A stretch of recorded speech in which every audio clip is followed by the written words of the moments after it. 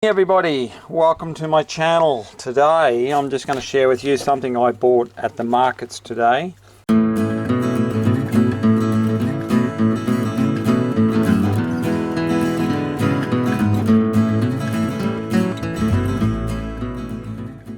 These are the No More Gap tubes which go into the tube gap gun. Okay, so I didn't really know whether I actually had the gap gun at home, but I bought them anyhow.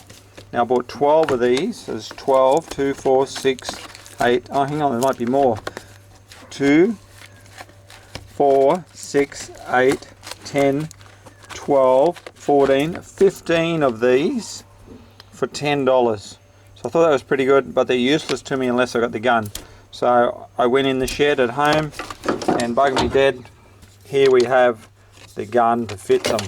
So basically what you do, you have to have these nozzles, which I don't know how many of these I have.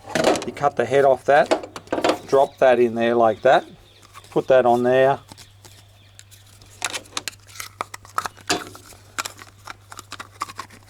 screw that up, and bang, you've got it. So I'm going to be using those 14 or 15 on a house, and I'll see how they go. Obviously No More Gaps are a lot more expensive than the GSA gaps I use. So I thought while I'm doing this, I'll show you a couple of the other gap guns that I've used and that I have. Now there are some that are still, there are two I think that are still hidden away in the TARDIS, which is the guts of the truck underneath the seat, which I might show you at another time, but it's just too much drama to open it up at the moment. So we've got this gun. Okay, this one here is made out of aluminium, a little bit heavy, but it is very well geared, so I'll have no trouble using up these gap tubes. By the way, I paid $2 for that. It says $5, but I'm a good bargainer. I paid $2 for that, so that was good too. The next one is this one here. This one takes the big sausages.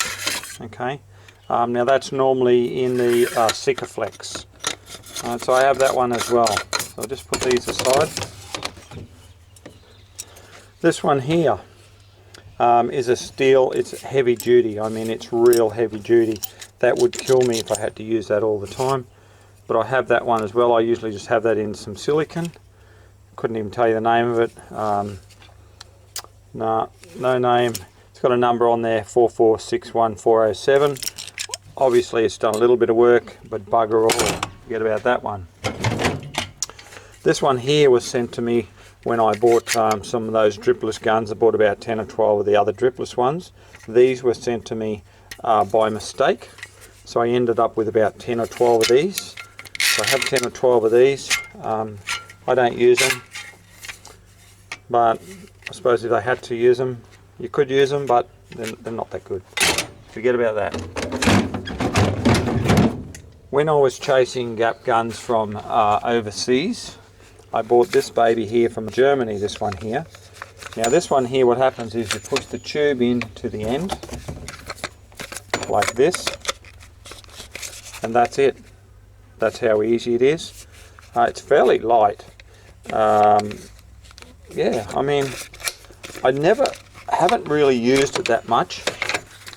I haven't really used it that much, but I'm sure it would be very, very good quality. So if I'm desperate and don't have anything, I will use it. But I have lots of others to do. Just your normal run-of-the-mill gap gun that's floating around. You know, you can see it's a bit bent there. It's done bugger all work really, but it just feels fairly cheapish.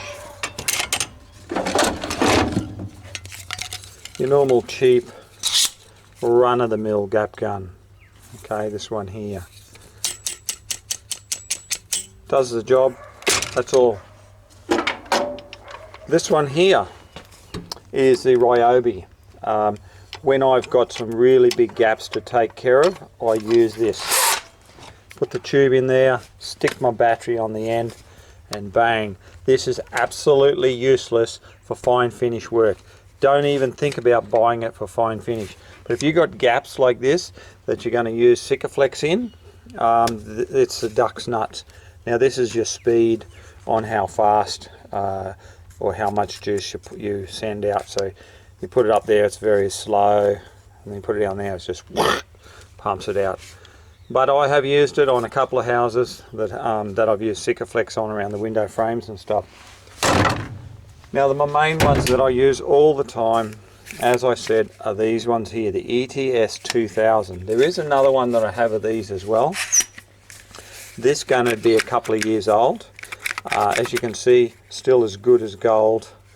It's very, very light compared to this one, for example. This one is heavier than that one.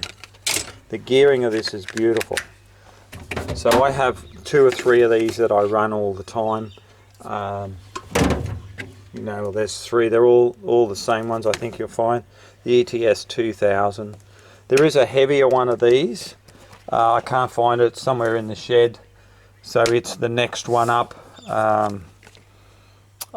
You really don't need it. The ETS 2000s are the duck's nuts. So as you can see there, there is one other gap gun that I find really, really good. It's actually a little one similar to this. Hey pussycat.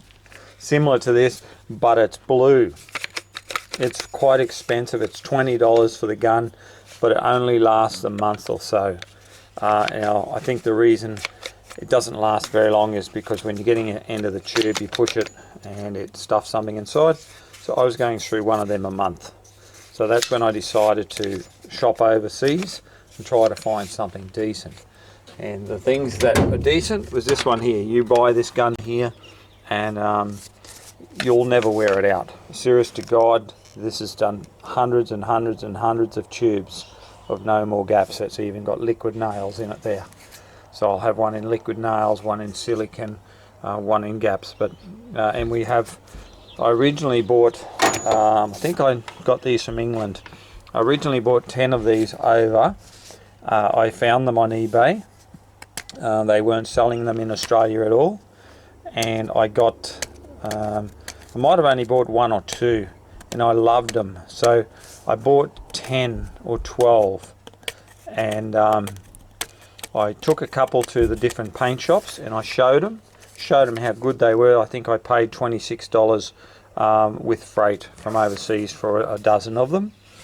And before I knew it, see, the thing is that the company was already dealing with the same people.